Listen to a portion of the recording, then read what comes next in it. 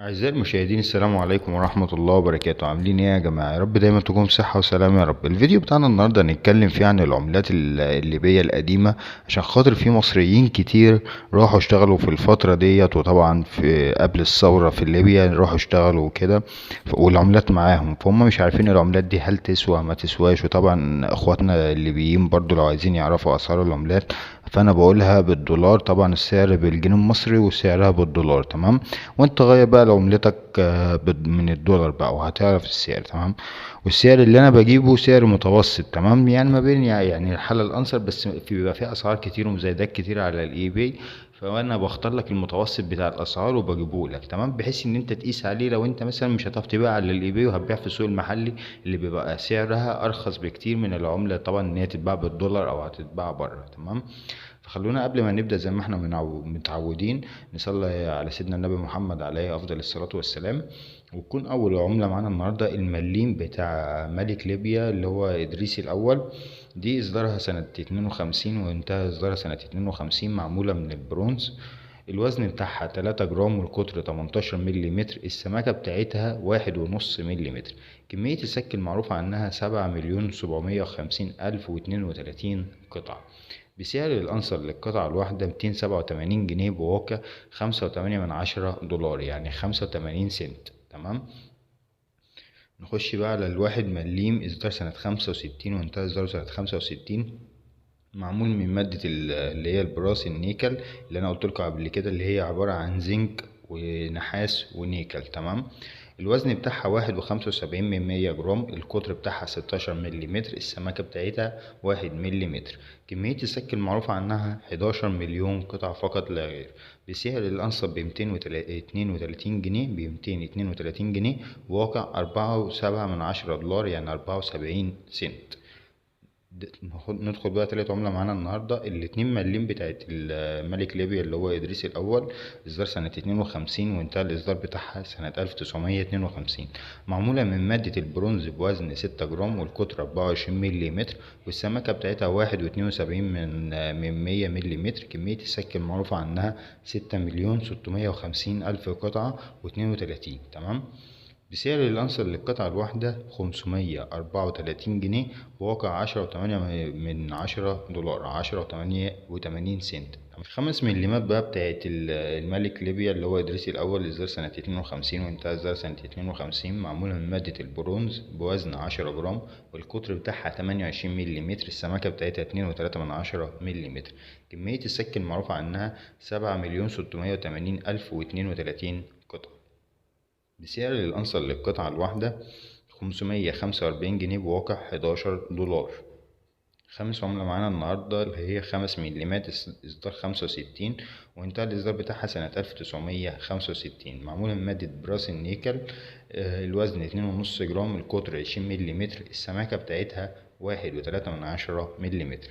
كمية السك المعروفة عنها 8 مليون و500 ألف قطعة فقط لا غير. خلي في علمك إن أنا جايب متوسطات، تمام، عشان تبقى عارف ممكن تبقى أعلى من كده أو أرخص من كده، بس أنت برضو اللي بتقدر قيمة العملة اللي معاك، تمام. المهم يعني سعر الأنصر بتاعها 331 جنيه، بواقع 6.7 من 10 دولار، 6 دولار يعني و70 سنت. العشر مليمات بقى إصدار سنة 65 وانتهى إصدارها سنة 65، معمولة من مادة النحاس والنيكل، مش داخل فيها الزنك خالص، النحاس والنيكل صافيين. الوزن 3.2 من 10 جرام، والقطر بتاعها 20 مليمتر، السماكة بتاعتها 1.4 من 10 مليمتر. كمية السك المعروفة عنها 17 مليون قطعة فقط لا غير. بسعر الأنصر للقطعة الواحدة 495 جنيه، بواقع 10 دولار. سابع عملة معانا النهاردة ال20 مليم بتاعت الستار 65 يعني، وانتهى إصدارها سنة 65. المادة النحاس والنيكل بوزن 5.9 من 10 جرام، والقطر 24.2 من 10 مليمتر، السماكة بتاعتها 1.7 من 10 مليمتر. كمية السك المعروفة عنها 8 مليون و750 ألف قطعة فقط لا غير. بسعر القطعة الواحدة الأنصر 594 جنيه، بواقع 12 دولار. وطبعا لو في حد برضو بيتفرج عليا بره ومش عارف يعني ايه انصر، الانصر ده حالة البنك، تمام، او جوه برضو في ناس مشاهدين كتير بدأوا يجوا للقناة، بس انا بقول لك السعر الانصر، الناس القديمة عارفة ان الانصر ده حالة البنك، الانصر هو حالة البنك.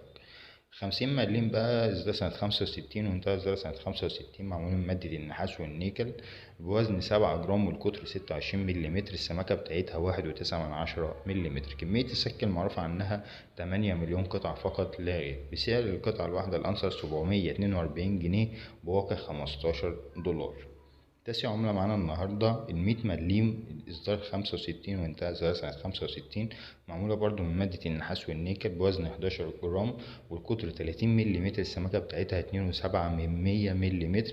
كمية السك المعروف عنها 8 مليون قطعة فقط لا غير، بسعر الأنصر 792 جنيه، بواقع 16 دولار. اخر عملة معانا النهاردة الواحد قرش الليبي، اللي هو بتاع الملك ليبيا ادريس الاول، اصدار سنة 52 وانتهى الاصدار بتاعها سنة 1952، معمول من مادة النحاس والنيكل، بوزن 3.8 جرام والقطر بتاعها 22 مليمتر، السمكة بتاعتها 1.5 مليمتر. كمية السك المعروفة عنها 10 مليون و200 ألف قطعة، بسعر الأنصر للقطعة الواحدة 841 جنيه، 841 جنيه، بواقع 17 دولار. كده الفيديو يكون خلص، وطبعا لسه في تكملة كتير للعملات الليبية.